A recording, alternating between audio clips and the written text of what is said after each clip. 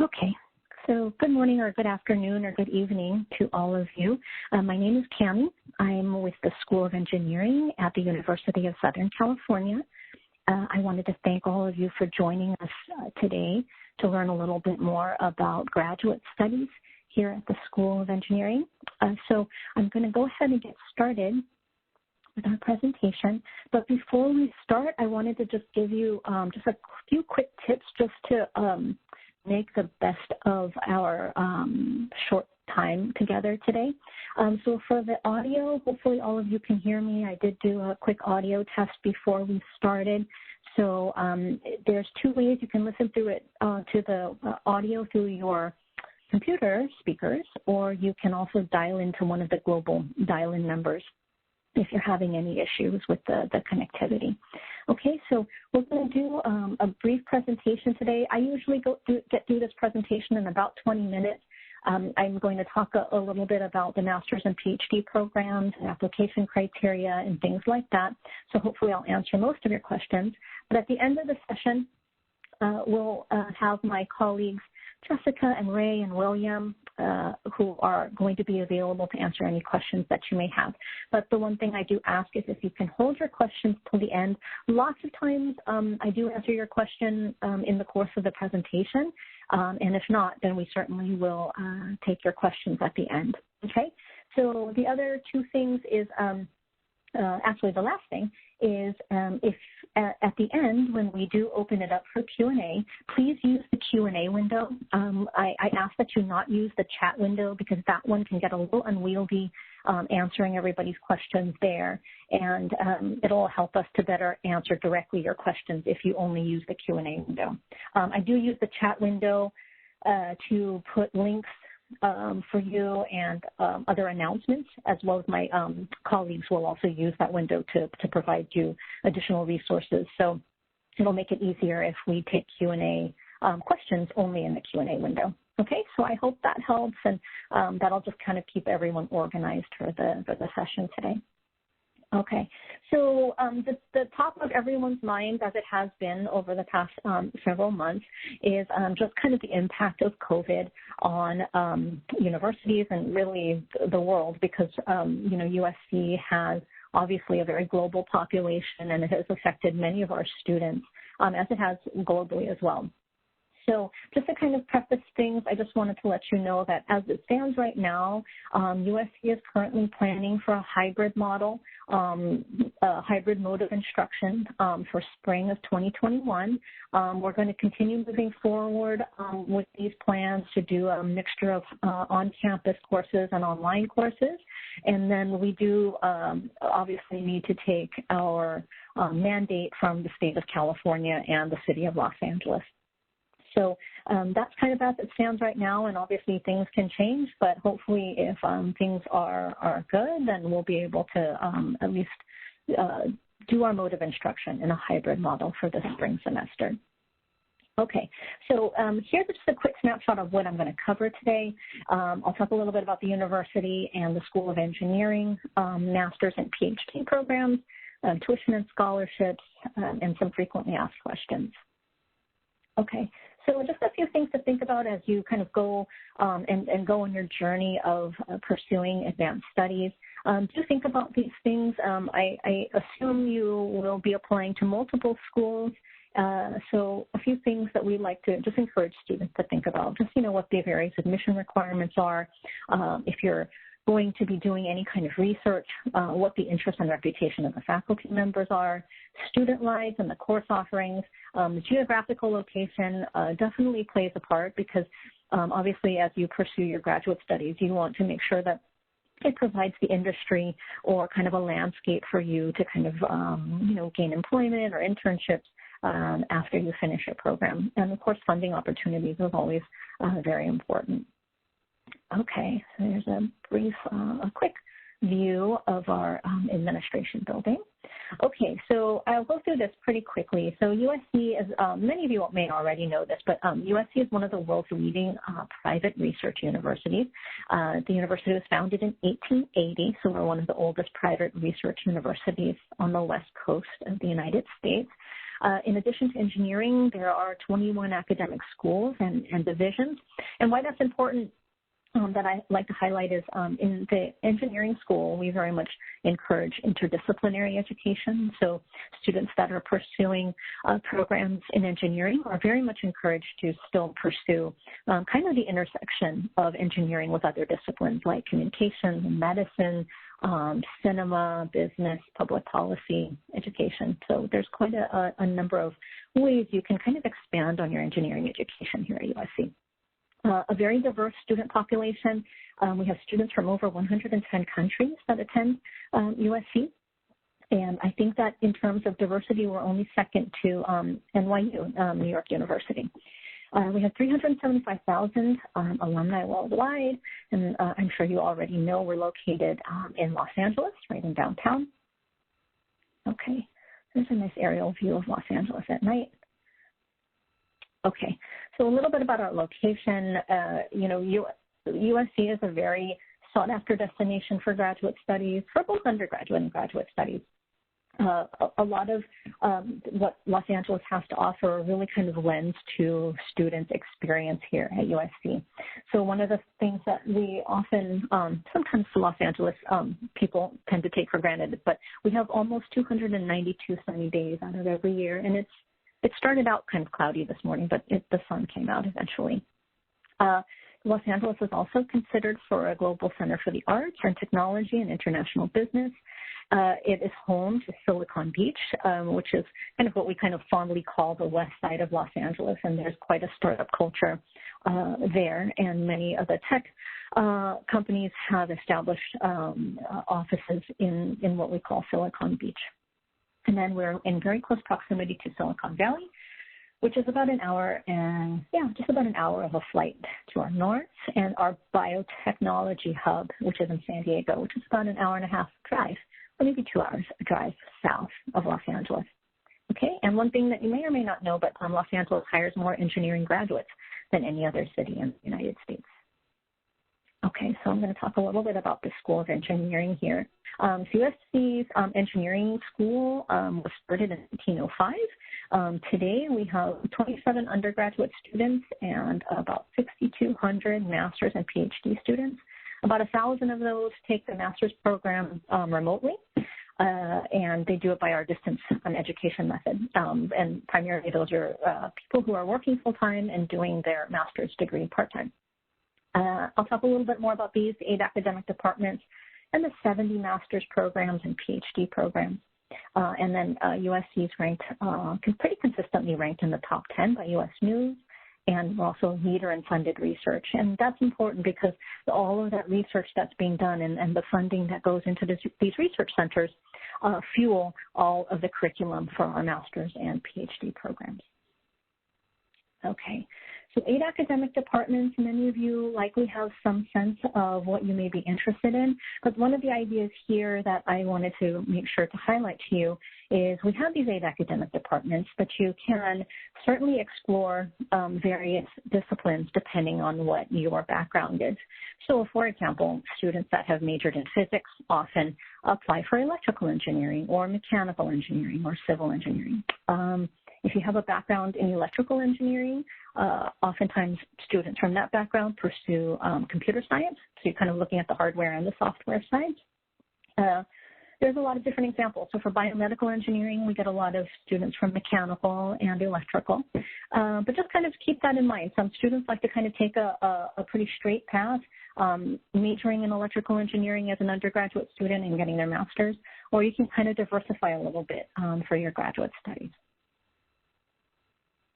Okay, so one thing that we're really excited about is with data science being really sought after in terms of employment, and with such a demand for data scientists, we've developed some interdisciplinary programs with other USC divisions, like our School of Communication and our School of Medicine, School of Public Policy, and the School of Letters, Arts, and Sciences.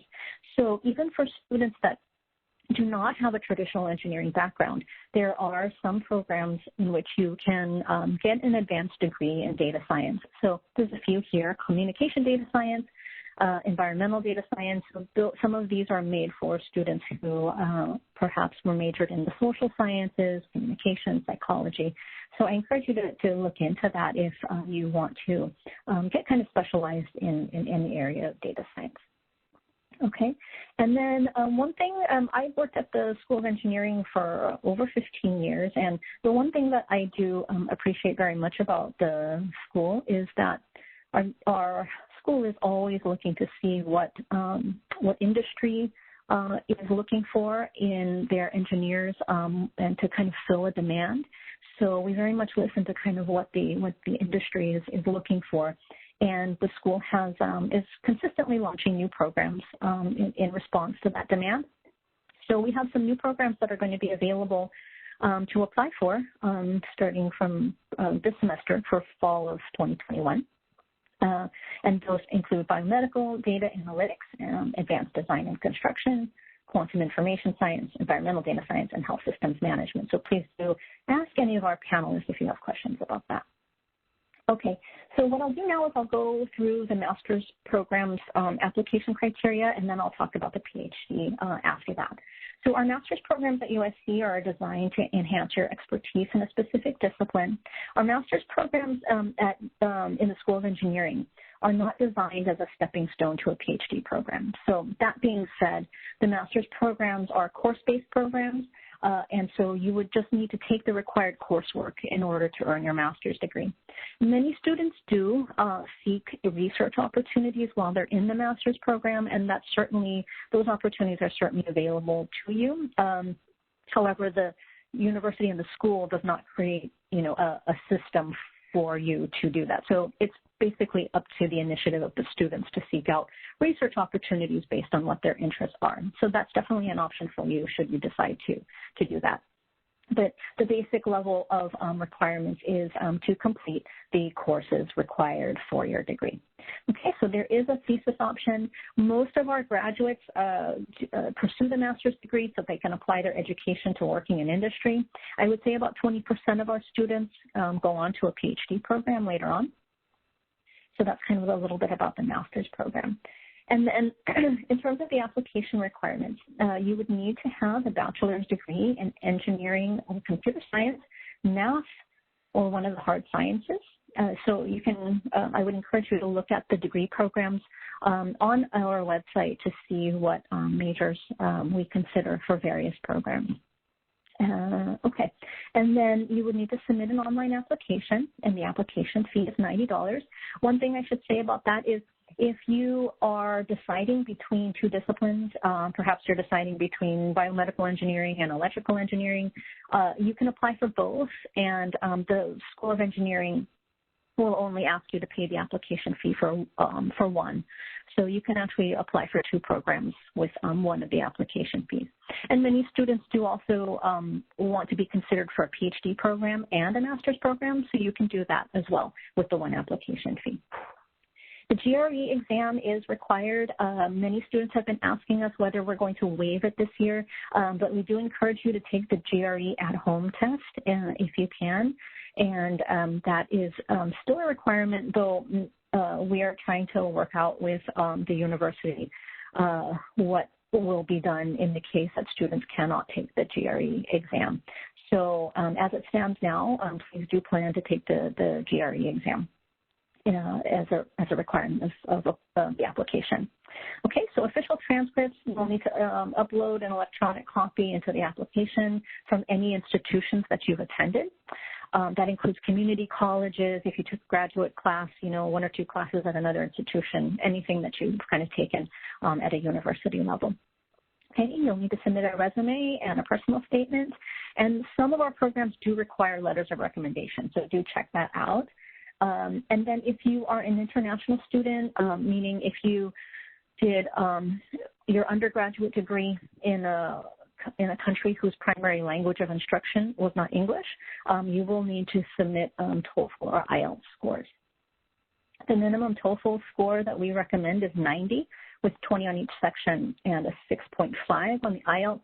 And the primary reason for that is that if you get admitted, then you will not have to take English language courses if you got those scores or higher.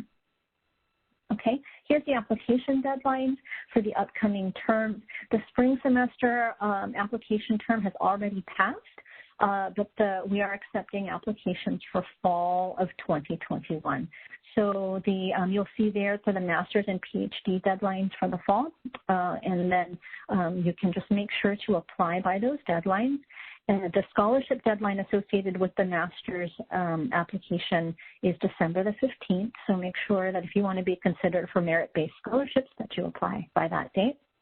And for PhD, all of our PhD applicants are automatically considered for funding. So the deadline is the same. It's December the 15th. Okay. So I'm going to switch gears a little bit to the PhD program. So the PhD programs at the School of Engineering at USC are different in many ways compared to the master's programs. So you do need to have a strong interest in research. Now, that will need to be demonstrated in many ways. If you have research experience, that needs to be reflected in your CV or your personal statement, in your letters of recommendation. So you need to demonstrate that. We do not require that you have had extensive experience in research. So that's kind of the difference.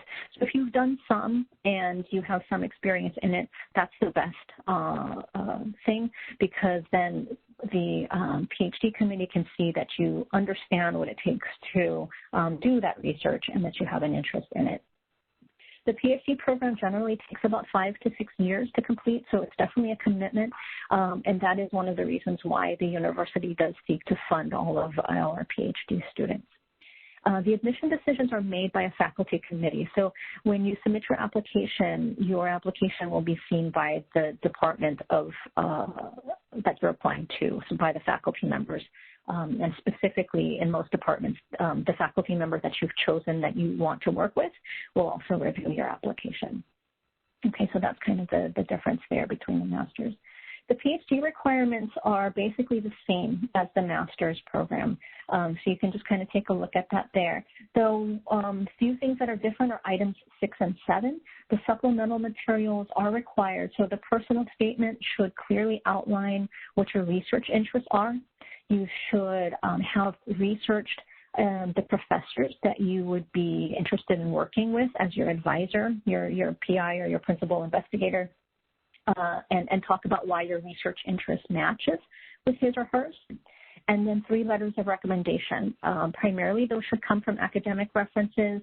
I would say that if you do need to get another one from to somebody who's not a professor, that could be somebody who has perhaps supervised you in an internship that was related to your course of study. Okay, and so you'll need to demonstrate research ability. And as I said earlier, that doesn't mean you had to have published papers. Most of our students have not done that at the stage that they're at when they apply for the PhD program. But you'll need to demonstrate that you understand what it takes to do the research, because it is such a commitment. They do want to make sure that you understand what it entails. Okay, all right. Okay, so the tuition and scholarships. Now, PhD programs, they don't have to worry too much about the tuition or living expenses. But for master's students, I like to summarize the tuition here for you so that you can understand how much the total program will cost over the 2 years. So this is kind of the average. We charge, the university charges by the unit. So how many courses you take will depend on the tuition that you pay. So the approximate cost for an average master's program is about $61,000 in tuition and fees. Okay, so that does not include the living expenses. This is not, you can see here that we've broken it down into 2 years. The first year, the fall and spring, and then the second year, the fall and spring semester. Okay, so that should give you some idea of approximately what the tuition costs are. Okay. And then for scholarships and funding, so as I mentioned, do apply by the December 15th scholarship deadline if you're applying for the fall semester, and you will be considered, if you're admitted, to be considered for a merit-based scholarships. Okay. So a little bit too, just about the Dennett-Viterbi model. So we do offer many of our master's programs completely through an online delivery. We've been doing that for over 40 years. And for those students that are located in the United States, many of our students have found that beneficial because they will work full-time and then they take the program part-time by our online delivery. So if that's something that you're interested in, please do let us know. And then just a little quick snapshot of just about our internships and careers. We have a dedicated Career Connections office. You'll also find when you look on the Viterbi on our graduate admission website, when you look at the specific degree programs, you'll also find a quick snapshot of the employment data and things like that. So I encourage you to look at that. But USC has very strong ties with many industries. Today, we actually have one of the career fairs, and we're expected to have over 100 companies looking to hire our students. Okay, so this is a quick snapshot of where some of our students have interned. So frequently asked questions, I'll go over these really quickly, and then we'll take your questions. TA and RA opportunities available for master's students. Generally speaking, TA and RA opportunities have been given kind of the first privilege to the PhD students. It's usually part of their funding packages. But some departments have opened up positions for being a TA, so that's definitely possible. You can't apply for them before you actually enroll at USC, so just so you know that. But there are some limited opportunities to be a TA. What impact does work experience have on your application? So that's a tricky question. So many of our students have a good work experience in the field for which they're applying for admission for a graduate program.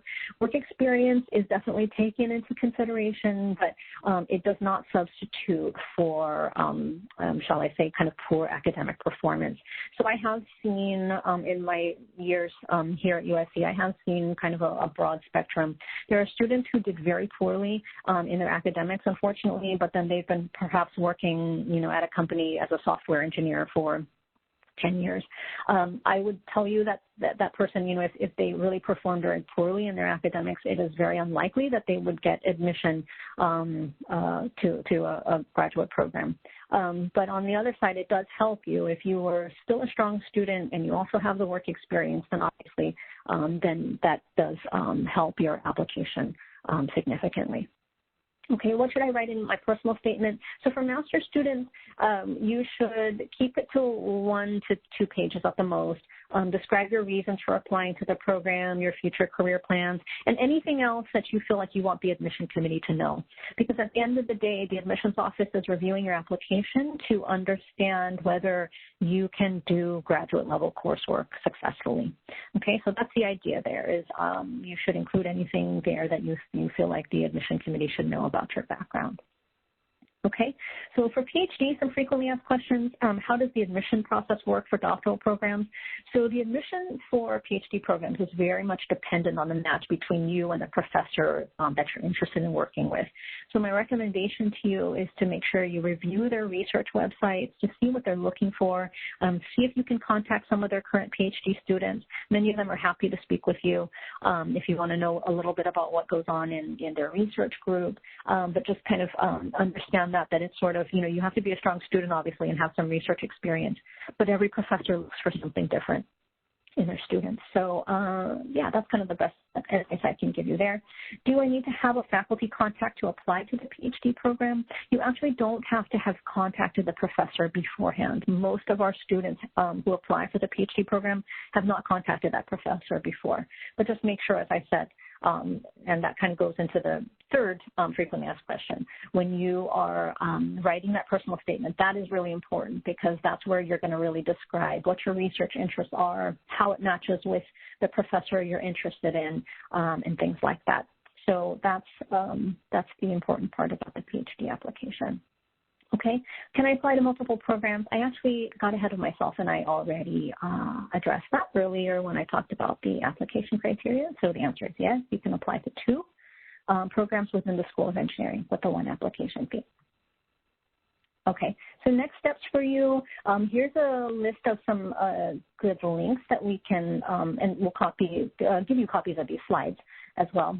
But some next steps is if you decide that you think you want to look into more about our graduate programs, do check out these web pages. You can chat with one of our student ambassadors after you look at the application criteria. We have all of our FAQs there, and then there is a page dedicated for our diversity initiative for students that are historically underrepresented in engineering. And then if any of you are not an engineering or computer science major and you want to look at this web page that we've developed for students who don't have that background but are interested in pursuing a master's program, do check out that page as well. Okay, all right. So here is our email address if you have any questions for me, and I can, in the chat, I will put my contact information that you can contact me directly if you have any questions after the close of this presentation. Okay? And then what I'll do now is I will go ahead and open it up for questions. And I'm going to defer to my colleagues, Camila and Jessica and Ray and William, to help answer any questions that you may have. Okay, so just a quick reminder for those of you who missed the announcement in the beginning, we cannot answer any of the questions in the chat. So if you use the Q&A window, my colleagues will be able to answer your question effectively. But if you put it in the chat, unfortunately, it's going to get lost because that's where we will be posting some links. I'm about to post for you my contact information, so try to use the Q&A window for your questions. Okay, so I do hope that I answered many of your questions. And what I'll do now is I'll end the audio portion of the presentation, and I'll turn it over to the Q&A window for any questions that you may have. Okay, so please feel free to contact me separately even after this web seminar. I really appreciate all of your interest in USC. I hope you have a great day. So if you decide to log off and I answered all your questions, please feel free. But otherwise, we'll be on the Q&A window for about another 20 minutes. Okay, thank you.